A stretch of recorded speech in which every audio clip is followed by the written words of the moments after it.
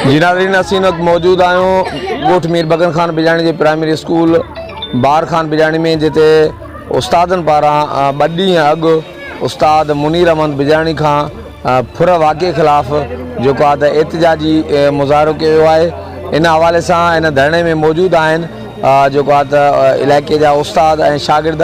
अचो त वाक़े जे हवाले सां उन्हनि सां ॻाल्हि ॿोल कयूं था। जीअं त उस्ताद मुनीर अहमद बिजाणी साहब खां जेका फुर थी आहे ॿ ॾींहं अॻु, असां इंतिज़ामिया खां मुतालबो कयूं था त फिलफोर उस्ताद जे फुर थियल सामान खे वापसि करायो वञे ऐं मुलविस जवाबदारनि खे गिरफ़्तार करायो वञे। ॿी सूरत में असां हिन टाइम ते लोकल सतह ते यूसी सतह ते असां एहतजाज कयो आहे। जेकॾहिं सामान वापसि न थियो त उन खां पोइ असां पूरे ज़िले छा सिंध में एहतजाज कंदासीं। उन में उस्ताद सां माटा गस्टा पेटेल्फ सभई इतिहाद गॾु आहिनि ऐं प्लस में असांजा जेके हे ॿारड़ा आहिनि उहे बि एहतजाज में शामिल आहिनि। वाक़ियो थियो आहे इहो ग़लति थियो आहे, सही न थियो आहे। उस्ताद बिरादरी जेको आहे त उन में पुरअमन एहतजाज में शरीक आहिनि, पूरे ज़िले जा असां वटि शरीक आहिनि। ईअं न आहे उस्ताद मुनीर अहमद असांजो इज़त माण्हू आहे। ईअं न आहे जो रोज़ानो असांखे फुर थिए असां स्कूलनि जी जेको आहे तालाबंदी कंदासीं। अॻिना जे लाइ जेको आहे असां पढ़ाइण जो बाइकाट कंदासीं। असां SHO साहब खे, DSP साहब खे, SP साहब खे रिक्वेस्ट था कयूं पिया त जल्दी फिलफोर जेको आहे असांजो सामान बि वापसि कयो वञे। जेको जवाबदार आहिनि गिरफ़्तार करे उन्हनि हिन हवाले सां इहो ई चवणो आहे त उस्ताद हिकु पैगम्बरी पेशो आहे ऐं ॿारनि खे तालीम ॾिए थो। ॿारियाड़ी में अॻ में ई जेको आहे माण्हुनि में जहालत वधीक आहे ऐं जेकॾहिं फुर लुट थी त को उस्ताद ॿारियाड़ी में पढ़ाइण लाइ तयारु ई न थींदो। असांजी इहा ई गुज़ारिश आहे SHO खां कंहिं बि सूरत में फ़ौरन जल्दी में जेको आहे उस्ताद जो सॼो सामान बि वापसि कयो वञे ऐं उन सां गॾु जेके माण्हू उन में मुलविस आहिनि उन्हनि खे गिरफ़्तार कयो वञे, अमन अमान बहाल कयो वञे। SP खां बि असांजी इहा ई घुर आहे ऐं वस वारनि सभिनी खां असांजी घुर आहे त उस्तादनि जी इज़त कई वञे ऐं जेको आहे मुआशिरे खे हरू भरू पोइ न धिके ऐं तालीम खे पोइ ते न धिकियो वञे। जेकॾहिं उस्ताद सां इंसाफ़ न थींदो त उस्ताद सही नमूने न पढ़ाए सघंदो, न स्कूल वञी सघंदो, ॿार मुतासिर थींदा। जल्द में जल्द जेको आहे गिरफ़्तार कयो वञे जेके बि जवाबदार आहे उन साईं। जेको असांजे उस्ताद मुनीर अहमद बिजाणी साहब खां जेको फुर जो वाक़ियो थियो आहे असां उनजी पुरज़ोर जेको आहे सो माना मज़मत कयूं था पिया। इहो बिल्कुलु जेको आहे सो माना हिकिड़ो ग़लति तरीक़ो आहे ऐं उस्ताद खां जेको आहे त फुर करणु या उस्तादनि सां जेको आहे सो मिसाल ईअं करण सुठी ॻाल्हि न आहे। हीअ ॿारड़ी जो उस्ताद स्कूल आहे, इन स्कूल में उन्हनि जा ई ॿार पढ़नि था पिया। हितां जा ई माण्हू जेको आहे सो मिसाल उन्हनि जा ई ॿार आहिनि जेके असां वटि पढ़नि था बग़ैर कंहिं हिसाब किताब जे, बग़ैर कंहिं फ़र्क़ जे असां उन्हनि खे तालीम ॾियूं था। महिरबानी करे उस्ताद खे जेको सामान फुर कयो आहे उहो वापसि कयो वञे ऐं उन सां गॾु जेको आहे असांखे जेको आहे माना इहो खपे त असांजी उस्ताद स्कूल आहे ॿारड़ी जो ऐं असां उस्ताद सभु जेके अदम तहफ़ुज़ जा शिकार आहियूं। सुबुह जो असांजे सवेर सां अचूं था त हिकिड़ी परेशानी वारी सूरत हाल में पहुचूं था। स्कूल अलाह ख़ैरु करे असां ख़ैर सां पहुचूं।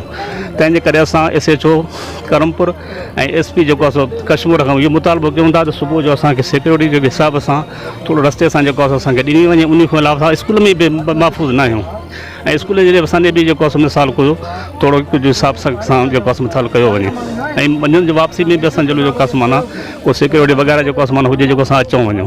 हीअ ख़ासि करे ॿारड़ी जो आहे ऐं ॿारड़ी जे हिसाब सां असां ॾाढो परेशान आहियूं। असुल में मक़सदु इहो आहे ॿ ॾींहं अॻु वारो वाक़ियो इहो ॾुखो ईंदड़ वाक़ियो आहे। जेकॾहिं कल्ह टियों वारो वाक़ियो थियण सां को बि उस्ताद त छा पर ॿार बि महफ़ूज़ न रहंदो।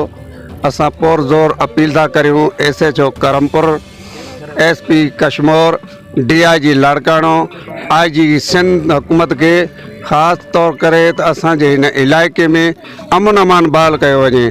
अगरि जेकॾहिं हिकिड़े उस्ताद सां इहो वाक़ियो थियो आहे त अॼु खां पोइ कंहिं ॿिए उस्ताद सां त छा पर ॿार सां बि वाक़ियो थी सघे थो ऐं तालीम जी जेका आहे त इहा तबाही मुमकिन नज़र अचे थी पई।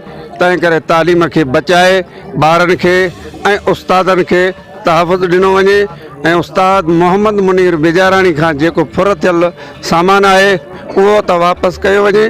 पर ॿी सूरत में उन सामान सां गॾोगॾु जेके बि मुलविस जवाबदार आहिनि उन्हनि खे सख़्ती सां सज़ा ॾिनी वञे त जीअं अॻिते जे लाइ इहा किरियल हरकत अहिड़ी को बि न करे सघे। में मज़मत कयूं था। असांजे हिकिड़े मौजूदु उस्ताद खां फुर थी आहे, उहा बि असांजे ॻोठ में थी आहे। असां SP Kashmir, DIG Larkana, IG Sindh खां अपील कयूं था त महिरबानी करे जेके असांजो सामान वियो आहे उहो असांखे जल्द में जल्द रिकवर कराए वञे। ॿी सूरत में असां एहतिजाज जो दायरो रहीम सब खां पहिरीं त गुज़ारिश इहा कंदुमि त उस्ताद हमेशह जे लाइ पैगम्बरी पेशे सां वाबस्ता आहियूं। असांजी न कंहिं सां दुश्मनी हूंदी आहे। असां वटि हर हिकु जो ॿार जेको आहे त पढ़े थो पियो। असां बग़ैर कंहिं तासुब बग़ैर कंहिं फ़िरके जे उन्हनि ॿारनि खे तालीम मोहबत ऐं प्यारु ॾियूं था पिया। इन ॻोठाणनि जे हवाले सां या धाड़ेलनि जे हवाले सां बि इहा ई शइ असां जीअं उन्हनि खे गुज़ारिश कयूं था पिया त मुंहिंजा साईं तव्हांजो जेकॾहिं कंहिं सां बि ॿिए दाए ते बि तव्हां अमन अमान बहाल कयो, लेकिन हिकिड़े उस्ताद खां फुर करणु इहा इंतिहाई ग़लीज़ ऐं किरियल हरकत आहे। जेकॾहिं तव्हां धाड़ेल आहियो, धाड़ेल बि सुधरियल हुजनि, मुहज़िब जेका त हुजनि। अॻु धाड़ेलनि जी हिकिड़ी तारीख़ हूंदी हुई, उहा कंहिं उस्ताद खे, कंहिं पोड़े खे, कंहिं औरत खे कॾहिं कोन फुरींदा हुया। लेकिन हीअ ख़बर न आहे त इहा कहिड़ी जेका त जेकॾहिं असां वटि सिंध जो हिकिड़ो कल्चर बदनाम कयो वियो आहे, जो इहे धाड़ेल असां वटि घर घर में पैदा थिया आहिनि। मां गुज़ारिश कंदुमि पंहिंजे सरदार साहिबान खां, वस वारनि खां ऐं हितां जे चूंडियल नुमाइंदनि खां, पुलिस खां, त ख़ासि करे उहो अमन अमान जे हवाले सां जोगा क़दम खणनि ताकी सभिनी माण्हुनि जी जेका जिंद आहे उहा आज़ादु थिए ऐं अमुन सभिनी खे खपे। असांखे बदमनी न खपे। ऐं उस्ताद खां जेका फुरियल सामान आहे उहो वापसि कयो वञे। इनशाला सामान त वापसि थींदो, पर इहा ॻाल्हि थिए थी त उस्ताद हिकिड़ो हेॾो सारो क़ाबिल ऐं इज़त वारा माण्हू आहिनि, उन्हनि उस्तादनि खां जेका फुर कई वई आहे। एतिजाज में मौजूदु उस्ताद अॻुवाणनि शागिर्दनि इलाइक़े वासियुनि जो चवणु हो त ॿ ॾींहं अॻु नामालूम हथियारबंदनि हथियारनि जी ज़रूरत ते अॻु ई government high school Abdul Ghafoor जे इंचार्ज उस्ताद फ़क़ीर मोहम्मद मुनीर बिजाणी खां जेको आहे सामान फुर कयो, जेको अमल इंतिहाई मज़मत जोॻो अमल आहे। उन्हनि मुतालबो कयो त जेको वाक़े में मुलज़ जवाबदार आहिनि उनखे फौरी गिरफ़्तार करे ऐं सामान जेको आहे रिकवर कराए वञे। ऐं उन्हनि इहो बि मुतालबो कयो त इलाइक़े में जेको आहे त अमन अमान बहाल कयो वञे, त जीअं उस्ताद जेको आहे त आसानी सां पंहिंजो स्कूल जेको आहे जॉइन करे सघनि ऐं इलाइक़े जो तालीमी वहिंवार हली सघे। कैमरामैन टीम सां गॾु Javed Usman Bijrani, JTN web news, Karampur.